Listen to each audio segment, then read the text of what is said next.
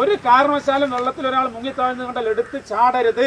കാരണം നിങ്ങളിൽ പല ആളുകളും ധരിച്ചു വെച്ചിട്ടുണ്ടാവും നീന്തൽ അറിയാം, അതുകൊണ്ട് ചാടി ഇറങ്ങി ഒരു ജീവൻ രക്ഷപ്പെടുത്താം എന്ന് വിചാരിച്ച് ഓടിപ്പോയി കഴിഞ്ഞാൽ നിങ്ങളുടെ ജീവൻ അപകടത്തിലാവും. മുങ്ങിത്താഴ്ന്ന ആൾ നിങ്ങളെ പിടിക്കും. നിങ്ങളെ പിടിച്ചു കഴിഞ്ഞാൽ അവിടെ 3 മിനിറ്റിനുള്ളിൽ നിങ്ങൾക്ക് അവനെ കരക്കി എത്തിക്കാൻ കഴിഞ്ഞില്ലെങ്കിൽ നിങ്ങൾ രണ്ടുപേരും വെള്ളത്തിനടിയിലോട്ട് പോയി മുങ്ങി മരിക്കും. നമുക്ക് ഭക്ഷണം കഴിക്കാതെ വേണമെങ്കിൽ 30 ദിവസം ജീവിക്കാം. പക്ഷെ ശ്വാസം എടുക്കാതെ 3 മിനിറ്റിൽ കൂടുതൽ ഒരാൾക്ക് ഈ ഭൂമിയിൽ ജീവിക്കാൻ കഴിയില്ല. ഇപ്പൊ ഇദ്ദേഹം ഇവിടെ വെള്ളത്തിൽ മുങ്ങിത്താഴെന്ന് വിചാരിക്കുക. നമ്മള് മുന്നിൽ കൂടെ ഫ്രണ്ടിൽ കൂടെ നീന്തി ഇയാളെ രക്ഷപ്പെടുത്താൻ പോയാൽ, അല്ലെങ്കിൽ അദ്ദേഹം എന്നെ രക്ഷപ്പെടുത്താൻ ഞാൻ എന്ത് ചെയ്യും? ഇയാളെ മുക്കി താഴ്ത്തും. എന്നിട്ട് ഞാൻ മേലോട്ട് പൊന്താൻ ശ്രമിക്കും. ഒരാൾ വെള്ളത്തിൽ വീണ് കഴിഞ്ഞാൽ അയാളെ എങ്ങനെയാണ് രക്ഷപ്പെടുത്തേണ്ടത്, എന്തൊക്കെയാണ് മുൻകരുതൽ എടുക്കേണ്ടതെന്ന് പറഞ്ഞു തരാം.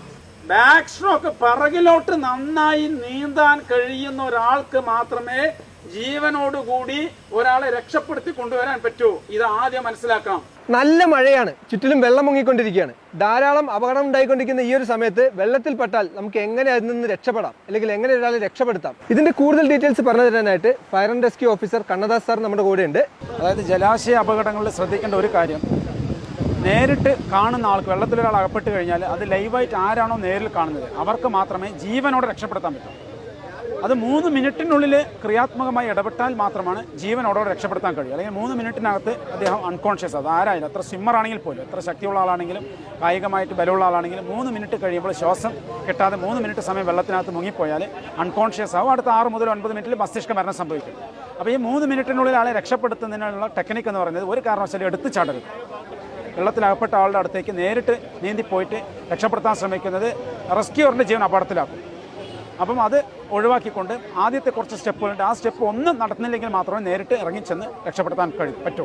അതും പിറകുവശത്ത് കൂടെ മാത്രം പോയിട്ട് ഒരാളെ രക്ഷപ്പെടുത്താൻ ശ്രമിക്കേണ്ടത്. ആദ്യത്തെ ടെക്നിക്ക് എന്ന് പറഞ്ഞു കഴിഞ്ഞാൽ ആദ്യം ഷൗട്ട് ചെയ്യുക എന്നുള്ളതാണ്. ആ പ്രദേശത്തുള്ള ആളുകളുടെയൊക്കെ ശ്രദ്ധ ആകർഷിക്കുന്നതിന് വേണ്ടി ഉച്ചത്തിൽ നിലവിളിക്കുകയോ അല്ലെങ്കിൽ സിഗ്നലുകൾ കാണിക്കുകയോ അലേർട്ട് ചെയ്യിപ്പിക്കുകയോ ചെയ്യുന്ന ഒരു മെത്തേഡാണ് ആദ്യത്തെ. പബ്ലിക്കിൻ്റെ ഒരു അറ്റൻഷൻ കിട്ടിക്കഴിഞ്ഞാൽ ആളുകൾ രക്ഷാപ്രവർത്തനത്തിന് എത്തുന്നതിന് വേണ്ടിയിട്ടാണ് അത് ചെയ്യുന്നത്. രണ്ടാമത്തെ ടെക്നിക്ക് എന്ന് പറയുന്നത് റീച്ച് എന്ന മെത്തേഡാണ്. റീച്ച് എന്ന് പറഞ്ഞു കഴിഞ്ഞാൽ എത്തിപ്പിടിക്കാൻ പാകത്തിലൊരു വസ്തു നീട്ടിക്കൊടുക്കുക. അതൊരു വടിയാവാം, അല്ലെങ്കിൽ ഒരു കയറാവാം, അല്ലെങ്കിൽ ഒരു തുണിയാവാം, അല്ലെങ്കിൽ ഒരു സാരിയോ ലുങ്കിയോ എന്തെങ്കിലും ആവാം. ഒരു 5-6 മീറ്റർ നീളമുള്ള ഒരു സാധനം ഒരു തൊട്ടടുത്ത് തന്നെയാണ് മുങ്ങി താഴ്ന്നതെങ്കിൽ നമ്മൾ അങ്ങോട്ട് റീച്ച് ചെയ്യുക, എത്തിച്ചു കൊടുക്കുക. അതിനകത്ത് പിടിച്ച് ആളെ വലിച്ച് അങ്ങോട്ട് കയറ്റുക എന്നുള്ളതാണ്.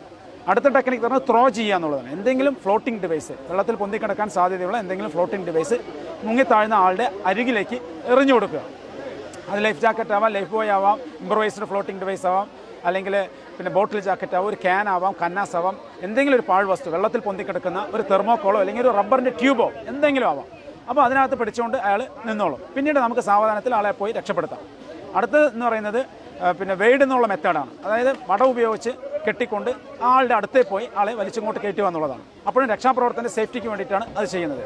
അടുത്ത ടെക്നിക്ക് എന്ന് പറയുന്നത് റോ, അതായത് തുഴഞ്ഞെടുത്ത് പോകാൻ എന്തെങ്കിലും ഒരു ഉപകരണം ഉണ്ടെങ്കിൽ, ഒരു വഞ്ചിയോ അല്ലെങ്കിൽ ഒരു ബോട്ടോ അല്ലെങ്കിൽ ഒരു കൊച്ചു വള്ളമോ അല്ലെങ്കിൽ ഒരു റബ്ബറിൻ്റെ ഡിങ്കിയോ എന്തെങ്കിലും ഒരു സാധനം ഉണ്ടെങ്കിൽ അതിനകത്ത് കയറുക, നേരെ മുങ്ങിത്താഴ്ന്ന ആളുടെ അടുത്ത് പെട്ടെന്ന് തുഴഞ്ഞു പോവുക, ആളെ ആ റബ്ബർ ഡിങ്കിക്കകത്തോ അല്ലെങ്കിൽ ആ ബോട്ടിനകത്തോ ആ വള്ളത്തിനകത്തോ വലിച്ചു കയറ്റുക എന്നുള്ളതാണ്.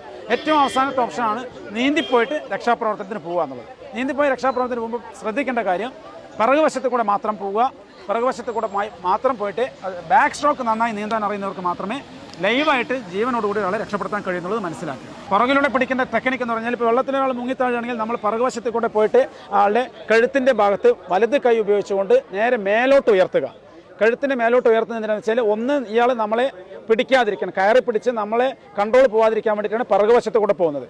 കാരണം ഇയാൾ പരിഭ്രാന്തരായിട്ട് ശ്വാസം മുട്ടിയിട്ട് ഇയാളെ ശ്വാസം എടുക്കാൻ കഴിയാതെ പരിഭ്രമിച്ച് നിൽക്കുന്ന സമയത്ത് ഫ്രണ്ടിൽ ഒരാൾ വരുമ്പോൾ സ്വാഭാവികമായിട്ട് അയാളെ കയറി പിടിക്കും. അത് ഒഴിവാക്കാൻ വേണ്ടി പിറകുവശത്തെ കൂടെ പോകുന്നു. നമ്മൾ ബാലൻസ് നഷ്ടപ്പെടാതിരിക്കാൻ വലത്തെ കൈ ഉപയോഗിച്ച് കഴുത്ത് മേലോട്ട് പൊക്കുന്നു. അപ്പോൾ ഇദ്ദേഹത്തിൻ്റെ മൂക്കും വായും ജലത്തിൻ്റെ ഉപരിതലത്തിൽ വരും. ഇയാൾക്ക് സാവധാനത്തിൽ ശ്വസിക്കാൻ കഴിയും. ഇയാൾ ശാന്തനായി രക്ഷാപ്രവർത്തനോട് സഹകരിക്കും.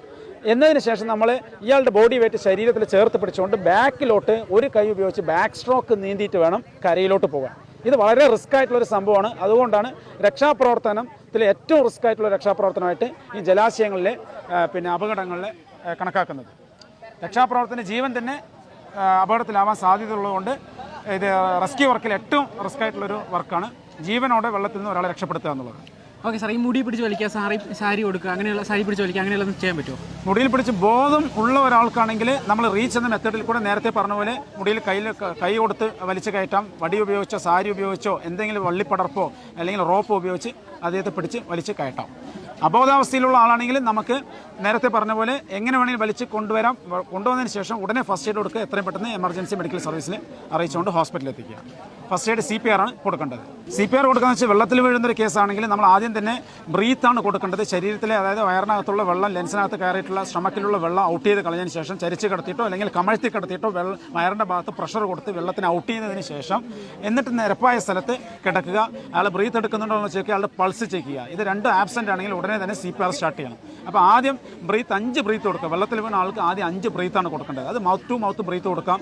മൗത്ത് ടു മൗത്ത് ബ്രീത്ത് കൊടുക്കുന്ന സമയത്ത് റെസ്ക്യൂറിൻ്റെ സേഫ്റ്റിക്ക് വേണ്ടി ഒരു മാസ്കോ അല്ലെങ്കിൽ ഒരു തൂവാലിയോ കർച്ചഫോ എന്തെങ്കിലും വായിക്കകത്ത് വെച്ചതിന് ശേഷം മൂക്കടച്ച് പിടിച്ചതിന് ശേഷം ശക്തമായിട്ട് അദ്ദേഹത്തിൻ്റെ ലെൻസിലോട്ട് വായിലോട്ട് നന്നായി ഊതി കൊടുക്കുക. ഒരു 5 ബ്രീത്ത് കൊടുക്കുക.